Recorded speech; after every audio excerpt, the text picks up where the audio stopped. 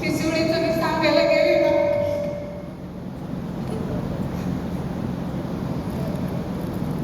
म्हणजे मला एवढा त्रास होतोय ना.